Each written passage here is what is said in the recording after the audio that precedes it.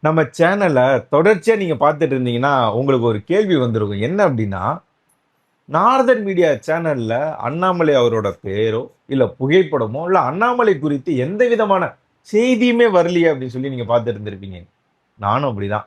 Wait பண்ணிட்டு இருந்தேன். ஏதாவது கிடைக்குமா அப்டின்னு சொல்லி. அதற்கு அந்த அண்ணாமலையே பார்த்து குடுத்த ஒரு கன்டென்ட் தான் இன்னைக்கு நம்ம பேச போறோம்.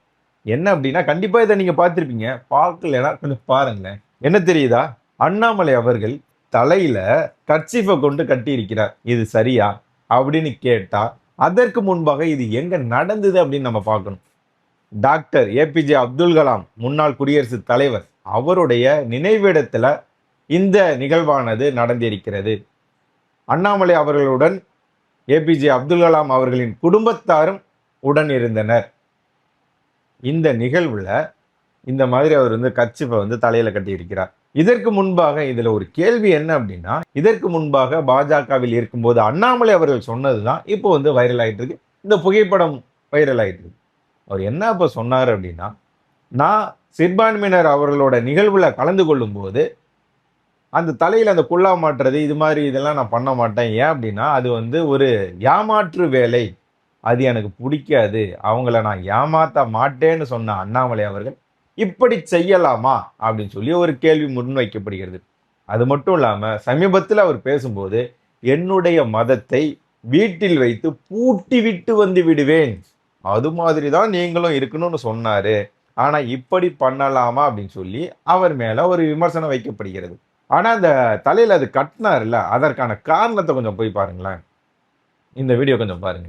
இதுல என்ன அப்படின்னா, அந்த அப்துல் கலாம் ஐயா அவர்களின் குடும்பத்தினரோ, இல்ல உறவினரோ, இல்ல அந்த சமுதாய பெரியவரா என்னன்றது தெரியல. அவரு காட்டுறாரு இது கொஞ்சம் அப்படின்னு சொல்லி சொல்லும்போது, அவரு அவரோட பாக்கெட்ல இருந்து அவருடைய கர்ச்சீஃப் எடுத்து தலையில கட்டுறாரு. அதுவரை அண்ணாமலை அவர்கள் தலையில எதுவுமே இல்ல.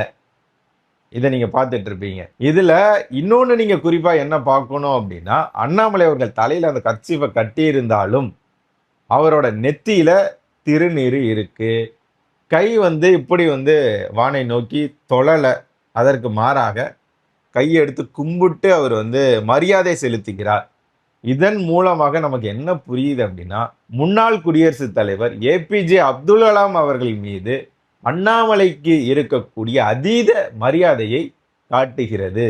இது என்னதான் இருந்தாலும் இப்படிலாம் உருட்டாதப்பா. அண்ணாமலை அவர்கள் அப்போ ஒண்ணு சொன்னாரு, இப்போ ஒண்ணு செய்றார்.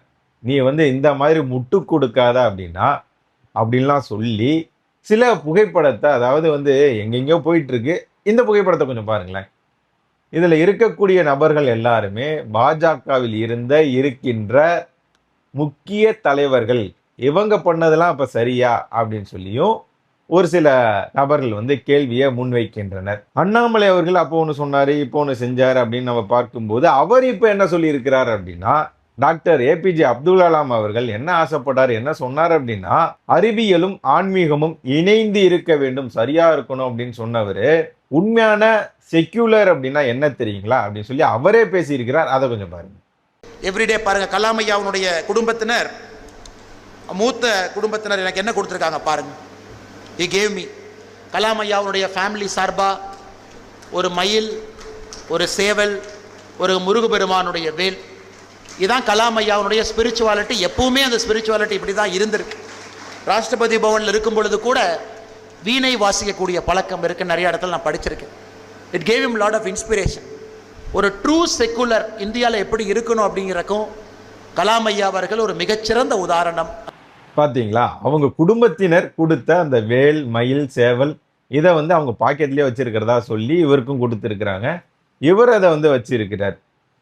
இதை நம்ம பார்க்க முடிகிறது. இதுல இன்னொன்னு என்னன்னா, அப்துல் கலாம் ஐயா இருக்கார்ல, அவரை காங்கிரஸ்க்கு பிடிக்காது, திமுகவுக்கு பிடிக்காது.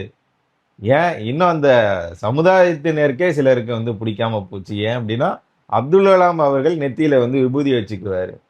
எந்த நிகழ்ச்சியில கலந்துக்கிறாரோ அதற்கு ஏற்றார் போல அவர் இருக்கக்கூடிய பெரிய மகான் அவரு.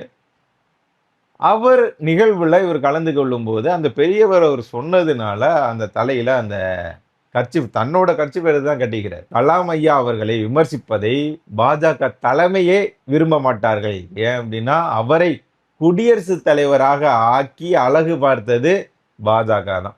இவருடைய வீத லீடர்ஸ் அமைப்பு என்பது அவருடைய கொள்கை தலைவர்னு கூட சொல்லலாம். டாக்டர் ஏபிஜே அப்துல் கலாம் ஐயா அவர்கள் தான். அவருடைய நினைவிடத்தில் கலந்து கொள்ளும்போது 11வது நினைவு தினத்தில் கலந்து கொள்ளும்போது அண்ணாமலை அவர்கள் செய்த இந்த தலையில கட்டின இந்த சம்பவம் பேச்சு பொருள் ஆகிற அளவுக்கு முக்கியமானா இல்லைதான். தமிழ்நாட்டில் ஆயிரக்கணக்கான பிரச்சனைகள் இருக்கு. இதுல நம்ம இன்னும் குறிப்பாக பார்க்கும்போது அண்ணாமலை அவர்கள் என்ன பேசுறாரு அப்படின்னா, சிறு வயதிலிருந்தே மாணவனாக இருக்கும் போதிலிருந்தே அப்துல் கலாம் ஐயா அவர்களின் பேச்சை கேட்டு வளர்ந்தவன் நான் அப்படின்றார்.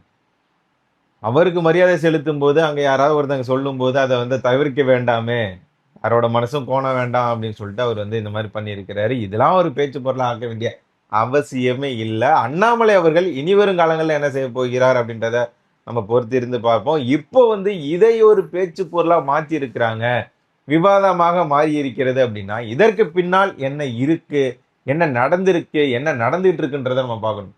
குறிப்பாக திமுக எங்கேயாவது சிக்கி சின்னாபனமா ஆயிட்டு இருக்கு, அறிவாலயத்துக்கு பேரிடி இறங்கிட்டு இருக்கு. அதாவது செந்தில் பாலாஜி சிக்கி இருக்கிறார், அவருடைய தம்பி சிக்கி இருக்கிறார்.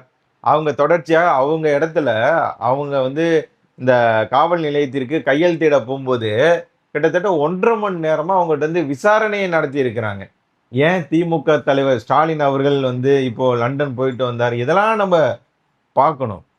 இந்த சம்பவத்திற்கு பின்பாக ஊடகங்கள் இதை பெருசு பண்ணிட்டு இருக்கிறாங்க, எல்லாரும் இதை பேசிட்டு இருக்காங்க அப்படின்னா இதற்கு பின்பாக ஏதோ ஒன்று இருக்கு. ஒன்றும் இல்லைங்க, இந்த சிஜேபிக்காரங்க ஒரு ஆர்ப்பாட்டத்தை முன்னெடுத்தாங்க. அதில் வந்து அவங்களுக்கு வெற்றி கிடைத்து விட்டது அப்படின்னு சொல்லி நினைச்சு அந்த ஆர்ப்பாட்டத்தை வாபஸ் வாங்கிக்கிட்டாங்க. ஆனாலும் சிலர் வந்து எப்படி நீங்க வாபஸ் வாங்குவீங்க, பேன் நீட்டை வந்து பேன் பண்ற வரைக்கும் போராட்டத்தை நடத்த வேண்டும் அப்படின்னு சொல்லி அவங்க முன்னெடுத்தாங்க. ஆனால் லாஸ்ட்ல ஒண்ணுமே நடக்கல, அந்த போராட்டமும் முடிவுக்கு வந்து விட்டது. ஆகவே இந்த திமுக பட்ட அசிங்கம் இருக்குல்ல, இந்த ஜூலிலாம் தலைதெறிக்க ஓடினதுலாம் இருக்குல்ல, இதெல்லாம் பூசி முழுவ இன்னும் சில சம்பவங்கள்லாம் இருக்குன்னு நினைக்கிறேன். அதை தொடர்ச்சியாக நம்ம பார்க்கலாம். அதெல்லாம் மறைப்பதற்காக அண்ணாமலை அவர்கள் இந்த கர்ச்சீஃப் எடுத்து தலையில கட்டினது பெரிய பேசுபொருளாக மாறி இருக்கிறது. மதத்தை வீட்டில் வைத்து பூட்டிட்டு தான் வெளியே வருவேன்னு சொன்னாலும் அவர் நெத்தியில் விபூதி இருக்கா இல்லையா, கையெடுத்து கும்பிட்றாரா இல்லையா, அவரோட பாக்கெட்ல என்ன அவங்க என்ன கொடுத்தாங்க, கலாம் ஐயா அவர்களின் குடும்பத்தினர் அவருக்கு என்ன கொடுத்தாங்க, வேலும் மயிலும் சேவலும் கொடுத்துருக்குறாங்க. இதெல்லாம் நம்ம பார்க்கணும். அதை விட்டு தலையில கட்டினது சரியா தப்பா அப்படின்றது உங்களோட முடிவுக்கே விட்டுறேன். இவ்வளோ தகவலை சொல்லி இருக்கிறேன்.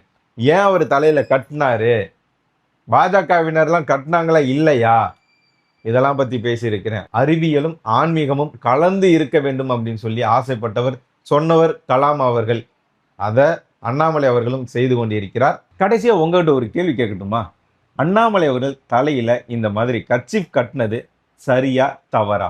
நீங்க என்ன நினைக்கிறீங்க அப்படின்றத கமெண்ட் பண்ணுங்க. ஐ ஆம் வெயிட்டிங்.